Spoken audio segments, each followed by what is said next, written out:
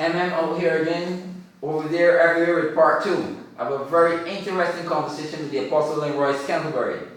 And Apostle, when we ended part 1, you have explained to me and the audience what inspired you to Christ. Yes, sir. Now, I have James here.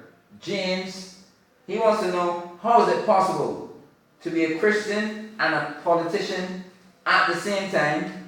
And he said, I don't think that's possible. What's your take on that? Okay, well, let me just enlighten James on the fact that the political systems came out of the church. Okay? 2 things. The word church comes out of a Greek word, ecclesia. The word ecclesia means a gathering of officials that makes policy on behalf of the city. The word politician comes out of the word politique. The word politique means a chief citizen. So a chief citizen could be of anyone. A chief citizen could be a farmer. Okay. Okay. All right. Not just a doctor or a lawyer as we have it today. A chief citizen is an individual who is influential within their sphere, their environment. Okay. So you don't have to be a lawyer or a doctor to be in the House of Assembly. Oh no. You hear that? Okay. So this is where we made the error, and playing games with our countries. But the other thing is that I want to say here so that James understands. Moses was a politician. Joseph was a politician. Mordecai was a politician. Daniel was a politician. Mordecai was the guy who tried to lock up Daniel and those guys. Well, no, Mordecai was the uncle of Esther. Right. Who became the second man. It was Haman. Haman is the one that tried to destroy the Jews. But across the Bible, we see that Daniel, throughout the reign in Babylon, Belteshazzar, Darius, Nebuchadnezzar, he was the person that was there guiding them all along. So you cannot separate church and state. So to say that as a child of God, you cannot be a politician is totally absurd. James, I hope that satisfies your curiosity. It certainly satisfied mine. Thank you, sir. You're welcome. Okay.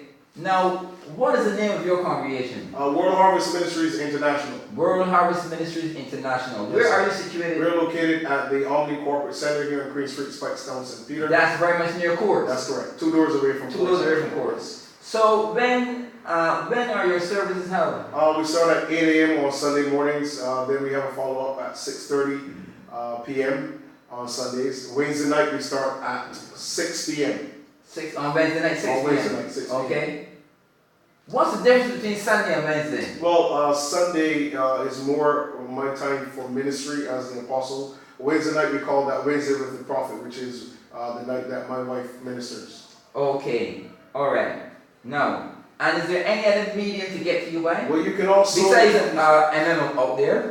You can also join me on my Facebook page, Apostle Lynroy Scantlebury. Facebook Live is called Hardcore Apostolic every Tuesday night at 7 p.m. Every Tuesday night at 7 p.m. Facebook Live. Yeah. And then we have our weekly radio broadcast. It airs every Thursday, 11:30 on 97.5 Life Radio, Starcom Network. 97.5. Every Thursday, 11:30.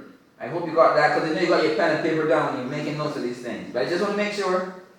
Now, I'll move on quickly. What is your view on homosexuality? Okay, by the way, Sarah wanted to know about that. What is Sarah, okay. My take on homosexuality. Sophie. Okay. Let me be very clear as a man of God here. I have a huge problem with homosexuality. Because as a man of God, biblically, it's something that God calls an abomination. It is something that He abhors it, man. It's not something that God is happy with. Okay? Now, the reality of homosexuality is that it is a choice. Okay?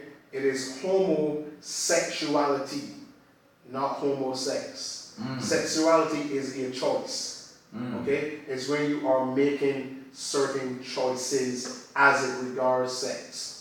Okay? Like those in Sodom and Gomorrah. Right. So in relation, a person may have different levels of sexuality.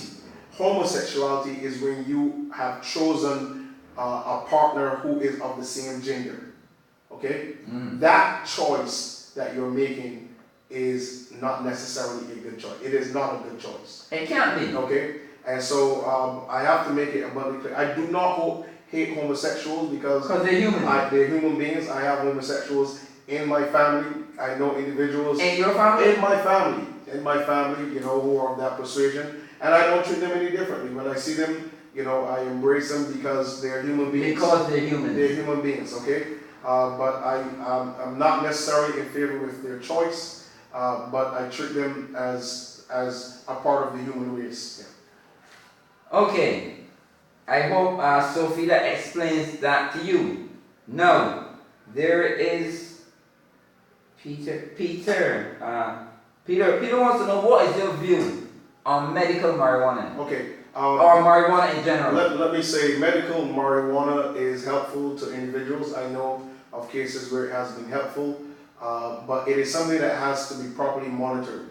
Okay, it cannot be prescribed by individuals, and I think the cases where medical marijuana is necessary must be, you know, properly prescribed. There must be a medical individual there that is clear that yes, this person needs to have medical marijuana. It's sort of a prescription then. Like a prescription. That you would get for the flu or whatever. I have no problems with it at all as it regards medical marijuana. Because most people, the normal guy on the street, or these guys who are probably on the blocks, who are not au fait with that, think that when, if it is, you know, medical marijuana, you can just stand up and smoke this thing all over the place, or it has to come. It's a difference. It has to be prescribed. It's a difference between it being used recreationally and for fun, right?